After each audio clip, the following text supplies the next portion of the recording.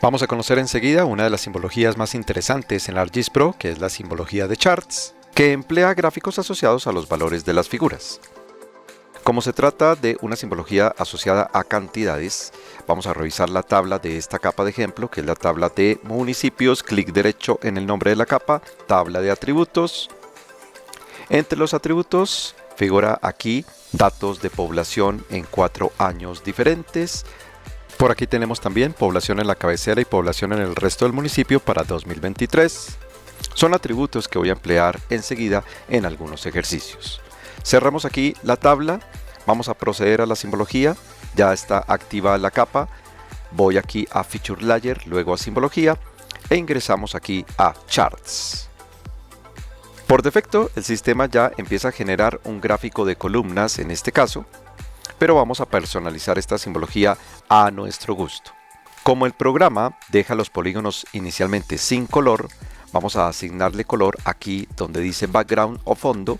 Hacemos clic aquí. Aquí en esta sección de símbolo vamos a cambiar el color. Voy a asignarle, por ejemplo, esta tonalidad de aquí. Le digo aplicar. Ahora sí ya vemos los polígonos y me devuelvo aquí. Comencemos la configuración. Aquí ya aparece que la simbología primaria va a ser del tipo charts o gráficas. Aquí podremos elegir 3 tipos de gráficas, bien sea gráficas de barras o columnas, gráficas de pastel o gráficas de columnas o barras apiladas. Voy a dejar la que primero sale, gráfica de barras o columnas. En esta sección voy a agregar los campos respectivos desde la tabla. En este primer ejemplo quiero mostrar un gráfico de columnas en los cuales se vea la evolución de la población durante los 4 años que aparecen en la tabla.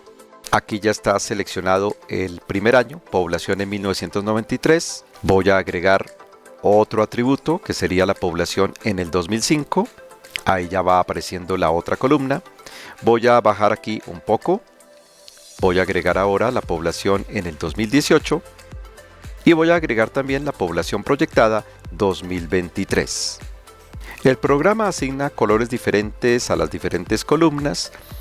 Podríamos cambiar cada color haciendo clic en cada símbolo o también empleando diferentes paletas, procurando que en este caso sean colores distintos. Voy a seleccionar esta paleta, por ejemplo. Ahí está. Estos mismos colores que aparecen aquí para las columnas son señalados también aquí en la leyenda de la respectiva capa. Tenemos la oportunidad también de ajustar los nombres que aparecen aquí. Lo podemos hacer desde esta sección de label o etiqueta. En ese caso haríamos doble clic y podríamos mejorar, ajustar estos textos. En este caso voy a dejar tal como está. Veamos ahora algunos parámetros que aparecen en la parte inferior. No voy a dividir estos valores por alguna otra variable, así que no voy a normalizar. El fondo ya lo había cambiado. Aquí podría ajustar el ancho de estas columnas. Voy a cambiar aquí el valor, por ejemplo voy a colocarle un 10, le doy Enter. Y ahora efectivamente vemos que las columnas están más anchas. Voy a regresar a un ancho de 6 puntos. Aquí podríamos ajustar la altura máxima que tendrían estas columnas. Voy a variarlo un poco, por ejemplo aquí 60, le doy Enter. Y vemos que ahora las columnas se presentan con mayor altitud. Voy a deshacer y puedo regresar al valor original. Sigamos bajando. Como es evidente, entre más altas las columnas indicará una mayor población en este caso. Aquí vamos a encontrar una referencia de la altitud de las columnas con respecto al valor, en este caso con respecto a la población. Así que, por ejemplo, aquellas columnas que superen esta altitud corresponderá a valores de población por encima de los 20.000 habitantes. Algo que alcanza a suceder, por ejemplo, aquí para el 2023 en Chocontá.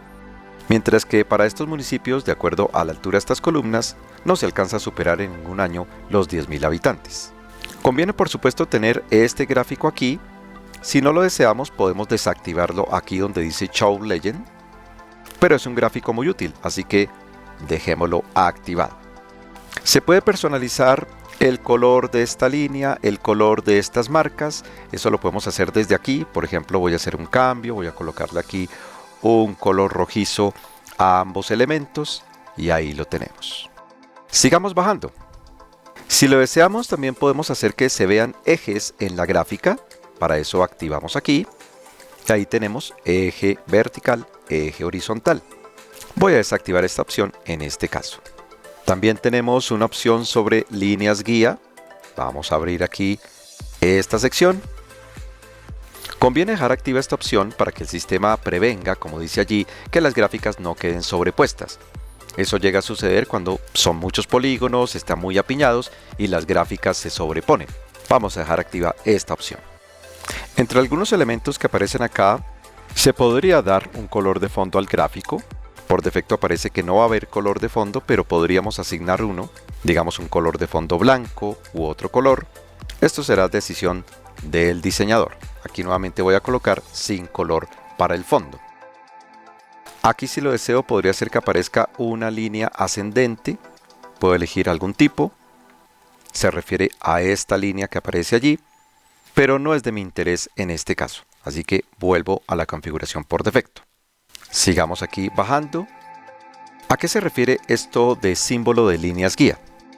Aunque aquí no sería el caso, en ocasiones tenemos que los polígonos o las figuras asociadas a las gráficas son muy pequeños y no se logra entender cada gráfica a qué objeto corresponde, así que se van a formar pequeñas líneas guía.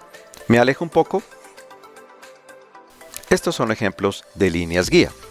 Mediante las líneas guía, el sistema nos indica cada gráfica a qué objeto pertenece. Aquí podemos personalizar qué tipo de línea guía, qué color, qué ancho, qué estilo de línea guía, entre otros parámetros. Voy a volver a mostrar la capa como estaba inicialmente. Clic derecho aquí, Zoom to Layer. Pero como en este caso no requiero de las líneas guía, puedo desactivar iniciando esta sección y aquí donde dice tipo, cambio a la opción sin ningún tipo de líneas guía. Y finalmente aquí donde dice Display Options, vamos a ampliar. Aquí podremos cambiar la orientación de la gráfica. Tenemos que la gráfica por ahora es de columnas, pero podríamos convertirla en una gráfica de barras, es decir, en una disposición horizontal. Pero voy a regresarla a una orientación por columnas. Podemos apreciar que para estos municipios, como fue creciendo a lo largo de esos años la población, algo que no sucedió tanto para los municipios de este sector. Una opción que mejora mucho la apariencia de este gráfico de columnas, aquí en esta sección de Display Options, es activar que se muestren las columnas en 3D. Allí lo tenemos. Y si lo deseamos, podemos ajustar el espesor de las columnas. Este ha sido un primer ejemplo de simbología con gráficos, en este caso de columnas o barras. Voy a cambiar ahora el tipo de gráfico. Voy a usar el de columnas o barras apiladas. Y también voy a cambiar aquí los atributos. Voy a eliminar estos dos últimos renglones. Hago clic derecho aquí, le digo remover. Este también, clic derecho, remover. Aquí un atributo será la población en la cabecera y el otro atributo será la población en el resto del municipio. Vamos a cambiar aquí el color de fondo. Como ya sabemos, hacemos clic aquí, procedemos aquí a color y le asigno este color nuevamente para el fondo. Le digo a aplicar, ahí está, nos devolvemos aquí. Y en esta oportunidad vuelven a ser columnas, pero en este caso apiladas, una columna encima de otra. Podemos apreciar aquí para varios municipios que hay más población en el resto del municipio que en la cabecera. Recordemos que estas etiquetas aquí se pueden cambiar desde acá. En este caso sí las voy a cambiar. Voy a colocar aquí para que sea más claro que se trata aquí de población en la cabecera y la otra etiqueta población en el resto.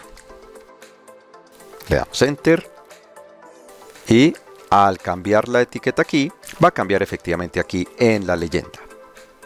Cuando se hacen gráficos de este estilo, aquí en la apariencia podemos elegir la longitud o en este caso la altura de las columnas, inicialmente aparece una altura o longitud fija, pero podremos elegir que las columnas apiladas sean tan altas como la suma de los valores que están interviniendo, en este caso la suma de la población en la cabecera y población en el resto. Voy a elegir esa segunda opción. Claro, en este caso va a ser el mismo equivalente a la población total. Y vemos cómo efectivamente las columnas más altas son de aquellos municipios con mayor población total, es decir, la población sumando la de la cabecera con el resto del municipio.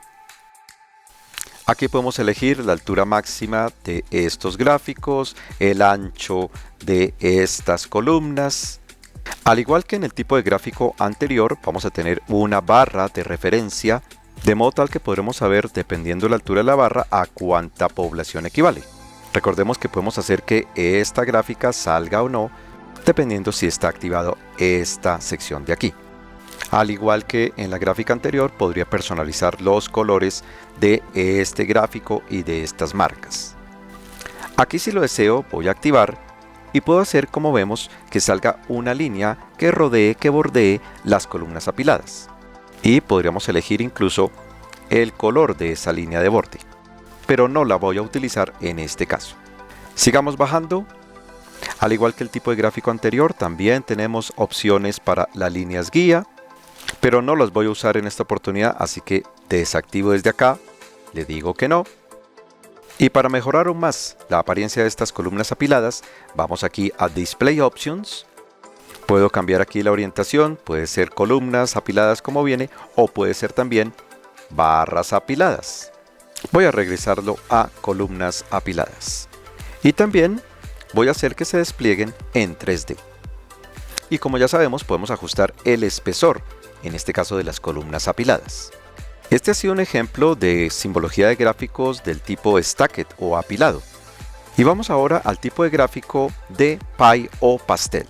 Hacemos clic aquí. Voy a mantener los mismos atributos, población en la cabecera, población en el resto. Si deseo cambiar este orden, podemos hacer clic derecho en uno de los renglones y podríamos subir algún renglón desde aquí. Desde aquí también tenemos acceso a editar las etiquetas y a editar el símbolo mismo. Voy a cambiar los colores. Para la población en la cabecera voy a asignar un color rojo. Aplicamos. Me devuelvo aquí.